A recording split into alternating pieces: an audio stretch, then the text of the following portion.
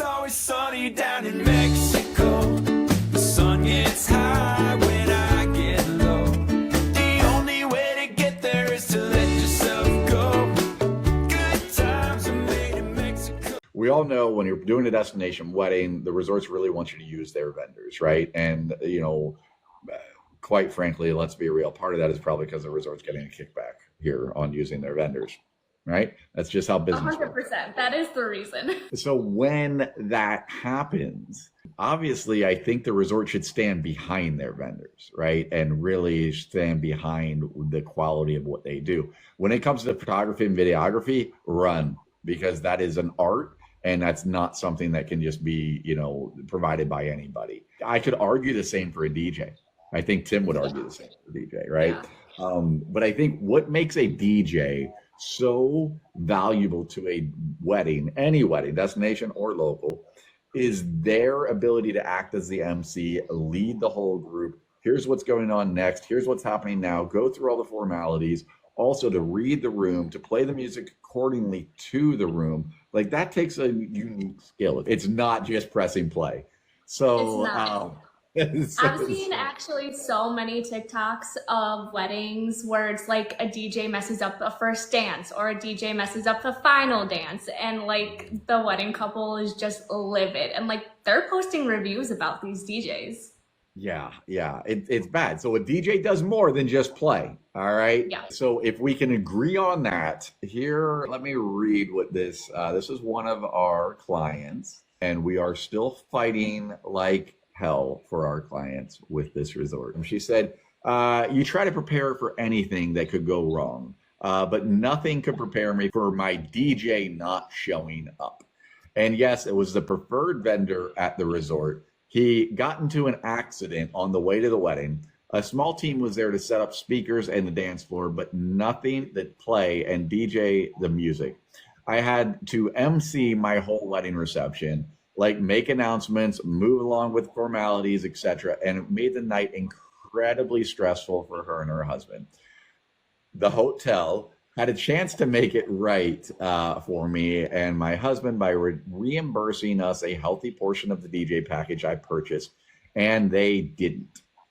The hotel said they could have given a $200 back out of the $4,500 cost. They said they give her $200 back out of the $4,500 contract because the vendor still delivered speakers and a dance floor for the stress and the inconvenience. I was hoping they would be more accommodating. Mind you, they pay the hotel and the hotel pays the vendors. The hotel essentially still decided to pay the DJ vendor for their service, even though the DJ service was not provided.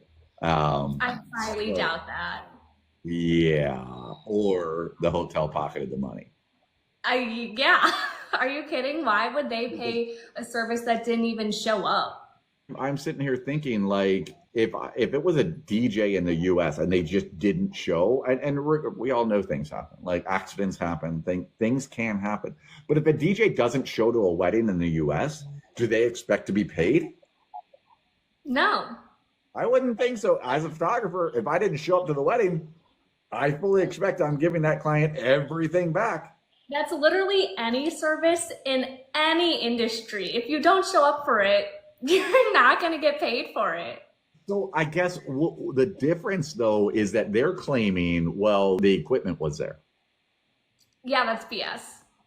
And if anything, okay, say the equipment's there, then keep a $200 deposit and refund me $4,300. Like, that's ridiculous. I tend to agree. This level of accommodation for a DJ not showing up to a wedding is insane.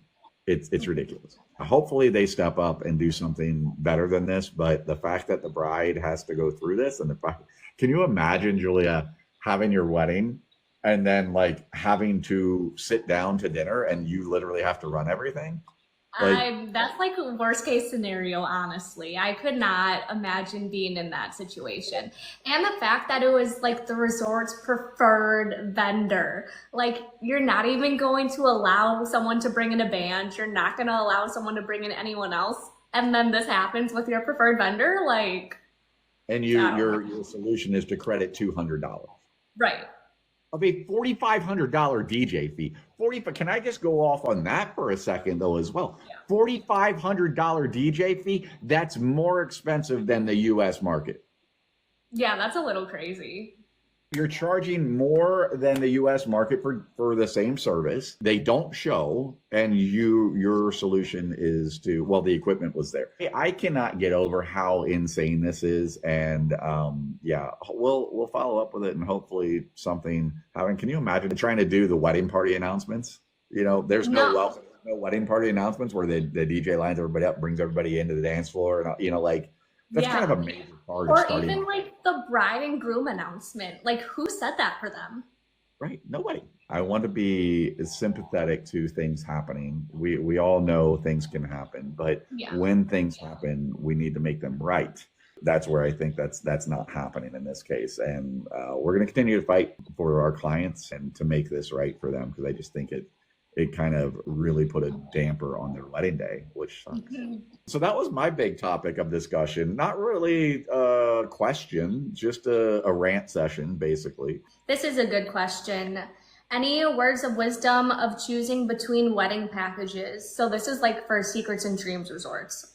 Yeah. She said, we have 80 and we will invite and expect around 50 to 60 will attend. Though 80 would be fun, we're between Eternal Love and Beyond Memorable. One thing that's notable is that we do not want to use rehearsal dinner that's included in the Beyond Memorable, but instead do a welcome party with everyone. I'm wondering if we can swap this out. Well, wait a second. The rehearsal dinner with Beyond Memorable, unless things have changed, that usually includes everybody. Yeah, she's saying she doesn't want to use the rehearsal dinner and she wants to use it as a welcome party instead. Yeah, I mean, she can do that and keep the Beyond Memorable. Yeah, but I feel like she's more so saying what's going to be better to do the bigger package and like have all the people accounted for within the package, or do the smaller package and then pay per additional person, because she doesn't want all the stuff with the Beyond Memorable. Well, yeah, if she doesn't necessarily want everything with Beyond Memorable, then yeah, I would say go the other way. But Beyond Memorable does include a lot. And so with that, and remember the Beyond Memorable, it's only, you typically usually only available if you're booking more than a year in advance as well for your wedding. So if you decide against it, it's not like you can change to it later. But you can do it the other way. You can downgrade if you wanted to. But you're going to lose that deposit on Beyond Memorable. It wouldn't go towards the other package? You would lose it.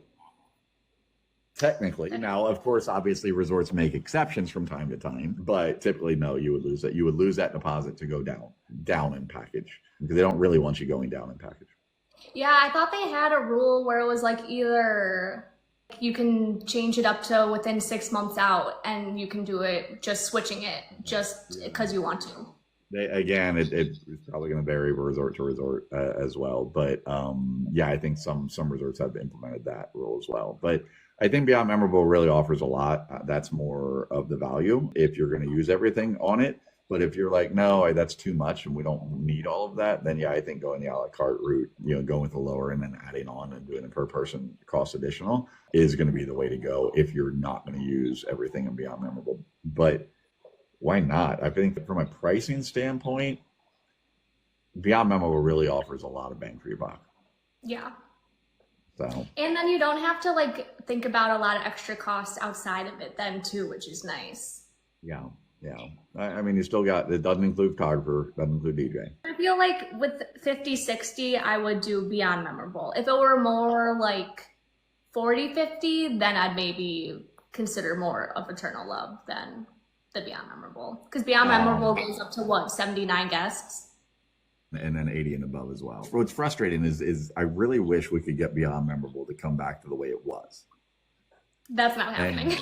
I mean, I want to throw it out there and push for it, because, if resorts really want to win business and win destination wedding business, if they go back to the way Beyond Memorable was, which makes the incentives for the group 1 free room for every 5 booked, so it's every 6th booked, no matter what time of year. Yeah, not based off season. And then there's a maximum of 10 comp rooms as opposed to a maximum of what it now is, maximum of 3, 4, or 5 comp rooms. That changes the game. And that's the way it used to be, but it went away a little while ago. I feel like the bride was also more so questioning it just because I feel like there is a pretty big jump in price point of packages from Eternal Love to Beyond Memorable. So I feel like looking at it just as that, it can be a little bit more intimidating to be like, well, I will pay an extra $5,000 for this package, even though there's some stuff I don't want. So it's like kind of hard to think about it financially, what really would be more beneficial. Well, I mean, you have to look at the additional per person cost. Yeah, that's the thing. Once you look at that additional per person cost, then you break that down into, okay, well, how many guests am I actually going to have? And so much of this as well depends on the guest count. So a lot of it is that as well. And so we really want to encourage everybody to look at your guest count in a way that is realistic and not just based off of who you're inviting. Realistically expect, like, I say 40 to 60% of those to come.